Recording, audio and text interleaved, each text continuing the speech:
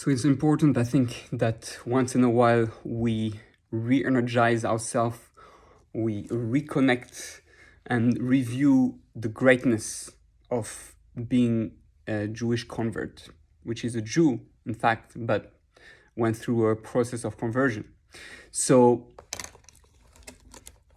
our Holy Zohar, our Kabbalah, the Arizal, and many other commentaries explain how the soul of a prophet, is as great as the soul of a prophet.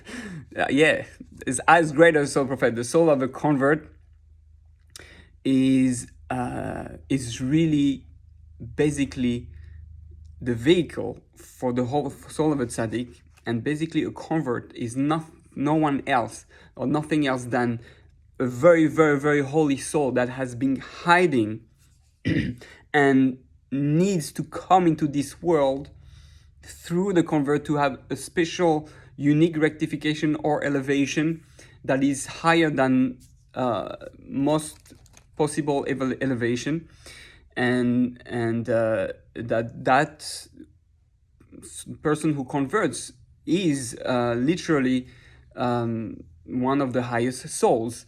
They were hiding. What's happening is that we live in a world where the more something is holy, the more something is pure, the more it is hiding and protected from the forces of evil. Because if the forces of evil knew who that soul was, it will go into it and just, like vampires, suck all its energy and try to destroy it. So that's a bit what's happening with the souls of converts. Now, don't be scared. It's not to scare you. On the contrary, it's to show your importance, your greatness, is to explain that, David HaMelech, King David, came from Ruth. Ruth was a convert. She came from the Moabite, which is interesting that, they were, the men of the Moabite were so bad, that they were not allowed to convert anymore. So it came even from a nation that was like, look like it's completely disconnected from anything good. And from there came Ruth, and from there came King David. So the same thing it speaks about Tzipporah, the wife of Moshe Rabbeinu, was a convert also. She came from Yisro, who was originally, and he converted also, but he was originally, from like one of the greatest priests of idolatry. So, and Avram, the first Avram and Sarah, Avram came himself from a father who used to be like, the right hand of Nimrod in many ways, and he used to sell all those statues and of idolatry. So we see that all the great people always came from the darkness, from a hidden way, from a torturous path, or a way that is not obvious to the eye, that that cannot be a holy soul, that can have holy coming from the mud, right? So this is to say that God hides the way of holiness in this world. It's nude, it's concealed, it's modest. The souls of the converts are the highest soul, and that's why they come through conversion. They come, the forces of evil don't think that, you're going to have from non-Jews. Now, non-Jews are holy also, but it's not expected. A Jew is expected to become holy and to be a role model. A non-Jew is not necessarily expected to do that. He's expected to be great, and they should all be holy. But they're not targeted as Jews. Jews are targeted all the time. We see anti-Semitism. Why is everybody cares about Israel, about all the countries of the world, right? We're in the front of newspaper because we're the target. People know we are the chosen people, and we're supposed to represent holiness, and therefore we are attacked as soon as we try to be a little bit holy. All the forces of evil try to attack us. So that's normal in a way. But this to understand that if you are converting or you're a convert, you're very, very holy. Your soul is one with the soul of of very high level, tzaddikim, very pious soul, and you were meant to come this way to bring a tremendous light in this world in a hidden way. Don't underestimate what you can bring to the Jewish people. You can transform the Jewish people. And like we saw with Ruth and many others, Rabbi Akiva, right? Rabbi Akiva, I forgot this one. Rabbi Akiva, his parents were converted, and what he was a Jew that the first 40 years of his life, he hated Judaism, he hated rabbis. Like it appeared that it's impossible that something good is going to come out of him.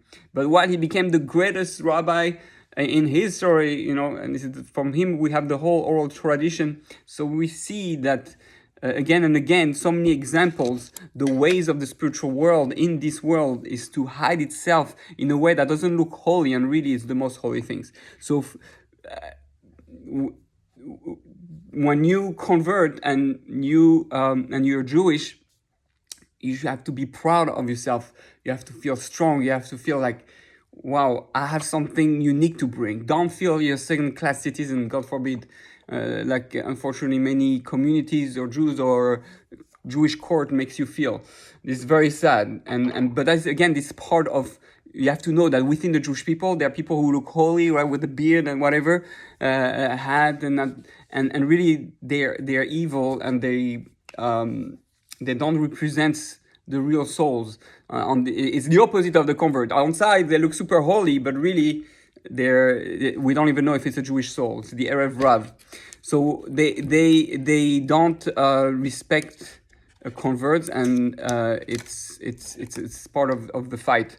But you have to know you're very holy, you're very loved by God and by any real Jews, and you're very precious. So strengthen yourself. I know there's a lot of challenge. I know there's a lot of stumbling block along the way. Even if it takes time to convert, never look at it as something that, if you are in the process of converting, technically according to halacha, in the beginning of time, today it's more complicated, but is to tell you in the eyes of God, from the moment that you are really sincerely want to be a Jew and serve God and be close to God, then the moment you commit to convert and to come close to God and to learn all the laws little by little, you are already considered as an authentic Jew. So don't let yourself despair. It doesn't matter how long it takes, whatever is necessary for you to go through, and don't fight it, don't be afraid, and you will succeed. It doesn't mean that you have to wait the 20 years or 10 years, God forbid, to start practicing all that. As long as you have the guidance of a loving rabbi that knows you, understands you, no matter where you are in the world, start learning little by little, get more familiar, and practice little by little the mitzvot with the guidance of your rabbi, and you will see you will be very successful. And understand that I know a lot of Jews who converted, and they go through a lot before and after conversion. It's a very, very sometimes, not always, right, but sometimes a very tortuous road and difficult, and a lot of problems.